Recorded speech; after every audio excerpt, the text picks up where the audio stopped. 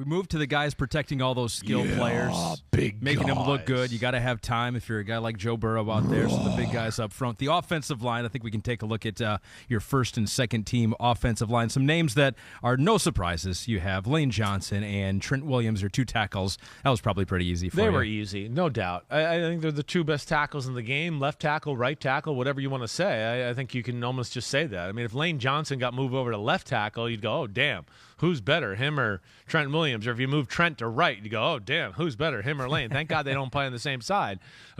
Those were easy. The middle three, I think, those are some conversations to be had, and I think there was some differences there with me and the rest of the world. So the AP had Jason Kelsey as first-team center, Creed Humphrey as second team. You do have Creed Humphrey as second team, but you have my guy Frank Ragnow, Detroit Lions, first team. I'm a little bit of a sucker for an absolute killer in the run game, and that's what Frank Ragnow is.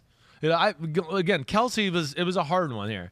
Kelsey athletically is better than those two guys, and there's things that he does on the edge and getting to the second level or type of blocks like that I go, yes, no doubt about it.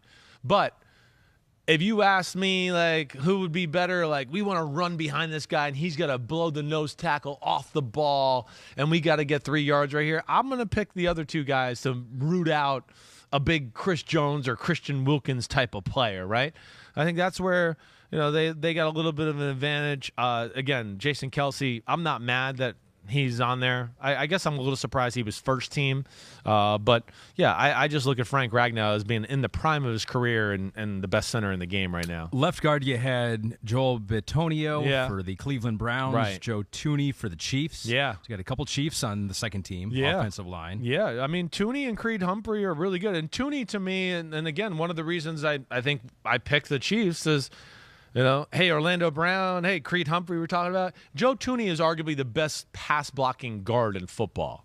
And that's where I see his value. Eyebrows could be raised at right guard. Right. Because the AP had Zach Martin for the Dallas Cowboys as first team, and then Chris Lidstrom as second team. You have the Falcons, Chris Lidstrom as first team. Yeah. And then you have Michael Owenu from the Patriots as second team. Yeah. So you have left off Zach Martin. Again, Zach Martin's still really good. I think he gets a little overhyped because of prior accomplishments. Like, what I want to tell people is, like, let's watch film together, and I'm show you Chris Lidstrom, Zach Martin, like, 4 years ago right now, in the prime. To me, like, the best road grading guard there is in the game right now. I mean, just dominates people. So I just don't think the public knows about him quite enough yet to make him first team. Next year, I think he'll be first team. Yeah. Michael Owenu, he it's the same. It's I'm a little sucker for these guys that are just killers, and that's where.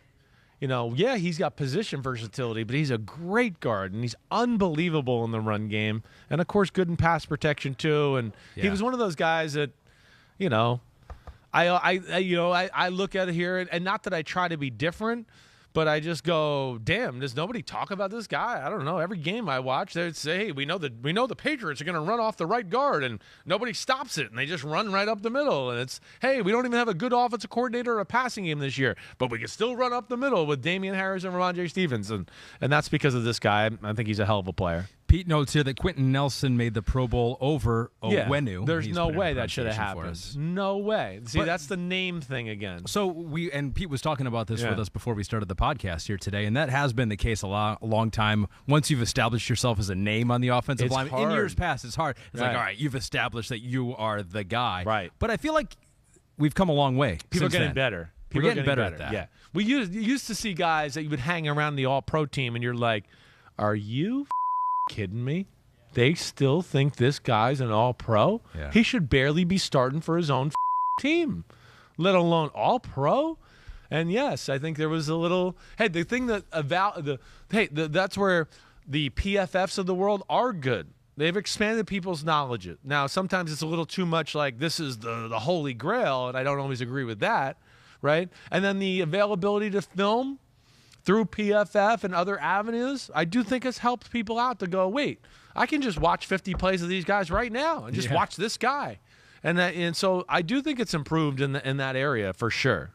So that's the offense. Yep. The Chris Simms team. And I'd like to say, too, and like you said, that I like the guys that just crush it in the run game. And that's the whole point of having a vote and having multiple points of view. And people think that all the time, like in baseball. I'm a big baseball guy. Yeah, and it's right. like, I think a lot of people think with these awards, it's like there's a right answer and a wrong answer. It's a quiz, not a ballot. Yeah, it's like, no, you're supposed to bring your own opinions, your own biases, your own feelings to your vote. And that's you like the guys that crush it in the run game. I mean, I feel like that's perfectly fine. If anyone's trying to pick a fight out there. No, yeah. And to me, too, again, it's maybe my eyes a little different through being a player and things like that. But that's how it's supposed to be. Maybe where I can appreciate some nuances of their game that, maybe a Peter King, as great as he is, won't appreciate, right? Yeah. That's all I'm saying. And not to say I'm right or he's right or I'm wrong or he's wrong. I'm not trying to say that. But, that's where, hey, right tackle. Tristan Wirfs is awesome. I thought about him at right tackle, right, and second team, but I put Brian O'Neill there. I went, wait, Wirfs missed 4 games. He played a few games that he wasn't even 100%. It wasn't his best ball. I know in totality he's probably a first-team type of guy, but I did not think it was a second-team all-pro type of year with missing 4 games and then playing a few others out at 100%. Yeah.